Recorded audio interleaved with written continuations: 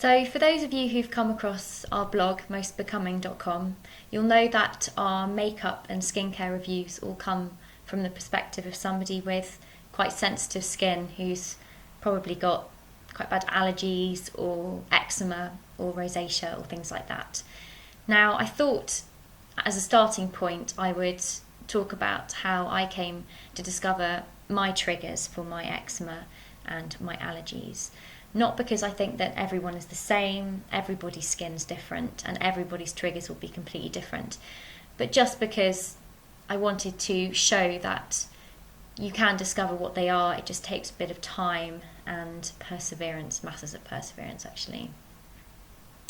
So the first thing to say is that I've had eczema since I was a baby, and my parents, bless them, tried everything they possibly could to help me. I used to get chronic eczema on my hands.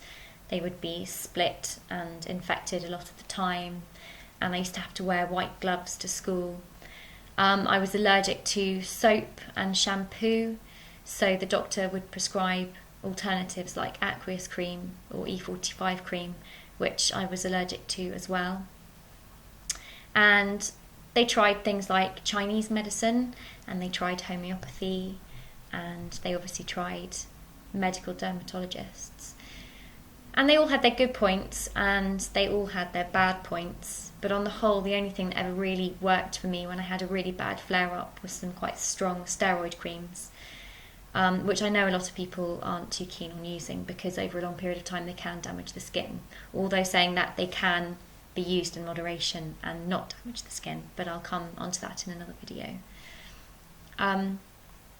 So when I didn't grow out of my eczema, when I hit adolescence, we did a skin patch test, which is when they section up your back into little strips and they put little patches of different types of ingredients on it, and they leave you for a couple of days, and the patches that you react to, you obviously know they're your allergies, they're your triggers.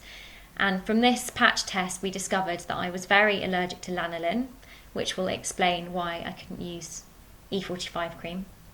I was very allergic to perfume, which explained why I couldn't use anything that was scented, and that didn't matter whether it was a natural fragrance like rose oil or lavender oil. So natural soaps would cause just as much problem as the unnatural type.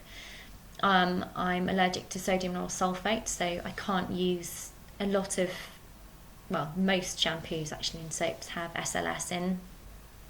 I was allergic to glue. Obviously not talking about super glue here, but we're talking about the stuff that is put on sticking plasters. So if I cut myself, I have to use a special type of plaster, otherwise I get a huge swollen, oozy patch. It also causes problems when I'm trying to wear false eyelashes, because the glue that they use for false eyelashes just makes me come out in huge puffy red eyes. My eyes effectively disappear. It's horrible. And I've tried using the supposedly sensitive skin ones too, and it has the same effect. So that really helped to know that I had these particular triggers, so I could avoid things that were scented, I could avoid things that had lanolin in. And that really, really helped until I got to being a teenager and I got really interested in makeup. And I found that although I could wear most mascaras, I had real problems with things like blushes and lipsticks. I effectively couldn't wear a blush or a lipstick without then for 2 weeks afterwards having big oozy red patches. So I used to avoid it, and I did think that possibly it was because the products that I were buying, you know, were high street, cheaper brands. But then in my early 20s I spent a couple of years working on and off as a model, and I hit exactly the same problem. It didn't matter whether the products that the makeup artists were using were very expensive, very allergy tested, hypoallergenic products, or whether they were using high street brands.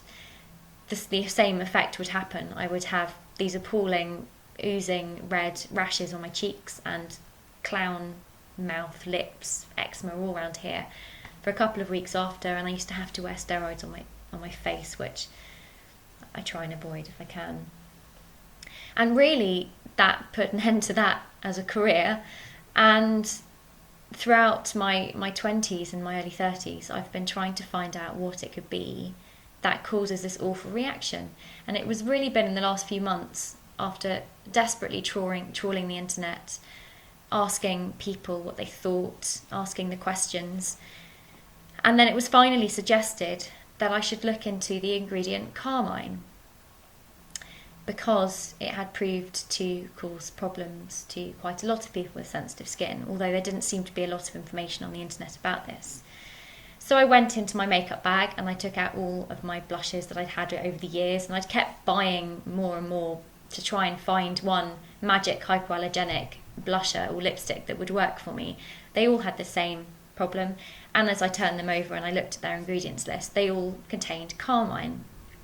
So this made me very interested in what Carmine was, and after a bit more research I discovered that it is the cochineal beetle. Effectively, they freeze dry these female beetles and they have a very strong pink, red, orangey pigment when they're crushed up, and that is what I would say 99% of all cosmetics companies use to pigment their pinks and their reds and their oranges, which is why I was having this link between lipstick and blush.